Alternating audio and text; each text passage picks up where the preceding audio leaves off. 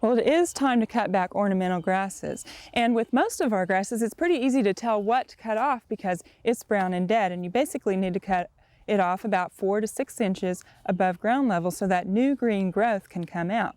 However, there are a couple of grasses that it's hard to tell sometimes that they need to be cut, and that is our lily turf or monkey grass and also mondo grass, because they are basically an evergreen, and so sometimes it's hard to tell that these actually need cut back off so those new leaves can come up too. But right now is a great time to do that, and a lot of people like to just set their mower on the highest setting they can set and then mow over the top of this, and that's a very good idea if you have a very large expanse of liriope or mondo grass. However, if you don't have a whole lot of monkey grass or liriope to cut back, you can use hedge clippers, or you can even use a pair of scissors to do this. Now, the thing about timing when to cut this back is you want to get enough of this old growth off so that new growth can come up. However, you do not want to cut the new growth that's coming, because if you cut the tips of those new leaves, they'll actually have a cut on them all season long because they only get that one set. And so you want to time this so that you're cutting high enough to get as much old growth off as you can, but not the new growth. And one way you can do that is to actually come down in the center here and check and see where those new leaves are. Now you can see here with our liriope that our new growth is just starting. You can just see those new leaves down at the base. So we're pretty safe on cutting this back now. So I'm going to go ahead and cut this about 4 inches above, and I'm just going to take my hedge clippers and just come in here and cut across. Now again, what this does, it removes old growth, and you can see how a lot of this growth has a lot of damage on it, and we want to get that out of there because we want that new growth to come out and be nice and green and lush. And then we just kind of rake this out, compost all that, and then we're ready to start with a new growth of monkey grass. Now you can again do this with mondo grass, and again look and see where those new leaves are before you start to cut.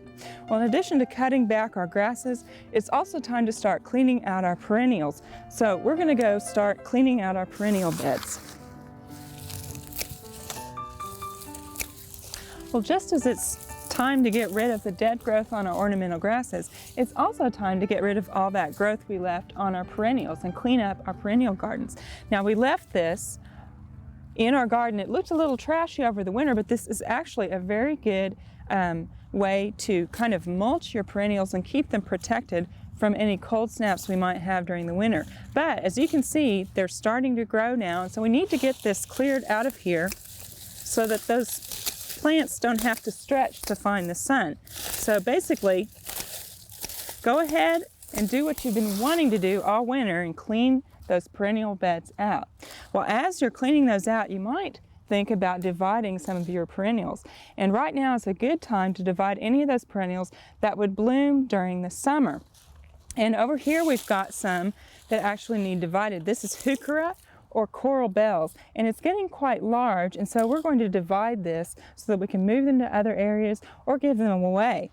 And your perennials, actually most of them will need to be divided about every 2 to 3 years, some a little bit longer, and some basically need to be divided every 2 years. Now, other perennials that you could be dividing right now include things like achillea, also mums and asters, also stachys or lamb's ear as it's known. And actually on the lamb's ear, probably every other year you'll need to divide it because it grows so fast and it spreads. Now your plants will actually usually tell you when they need to be divided. If you notice that you've got a large clump and the middle of it is starting to die out, or else they're not blooming quite like they used to, they probably need divided. So your plants will kind of tell you when they're running out of space. Now here on our coral bells, what I'm doing is digging around the edge out enough so that I'm not disturbing the roots with the spading fork here. And I'm running into a little bit of problem on this side. Probably have some tree roots in the way.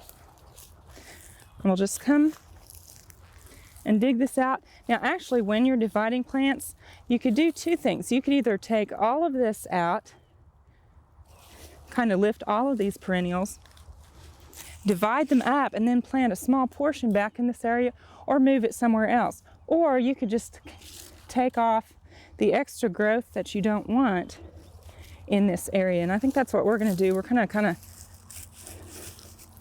come down the center here. And you can see what a big clump of coral bells I have here. And you can also see a little bit of the way it grows and spreads. And I've got a clump over here of crowns. There's about 1, 2, 3, about 4 crowns. And what I'm going to do then is take, you'll notice they've got a good root system on the bottom, and they're connected to the main plant here. I'm just going to break that off and probably go ahead and trim that. And if you see any roots down here that are broken, and actually this root system looks pretty good. If you saw any roots that were broken, you'd want to trim those off so you get some new root growth. And then you're ready to plant this in another area. Now you actually could divide each one of these out, but they actually will bloom for you faster if you have a clump of say 3 to 5 that you'll transplant together. And that way it'll fill in and look nice for you faster. Now the thing that you want to do with these until you plant them somewhere else is be sure to keep these roots moist. Either put them in a bucket of water or cover them with some moist soil. I'm going to put them in the bucket here and just put some soil over the top so that they won't dry out. And then those will be ready to be transported to another area. Now I'll take with the rest of this and divide it up, have some to give away, and then we'll be ready to go in this spot this year with the heuchera that we have left. Now, when you're transplanting your perennials, basically as long as the foliage is about 2 to 5 inches tall, that's a good time to do this process. They're not too far advanced, so you won't shock them too much. So anytime this spring, before they get too tall, you might think about dividing your perennials. We hope you've enjoyed this classic from the Oklahoma Gardening Vault. Remember, even though these tips and techniques are timeless, there's always something new to learn in the world of gardening. By subscribing to both Oklahoma Gardening and OK Gardening Classics, you'll have access to a wealth of gardening knowledge, both classic and contemporary.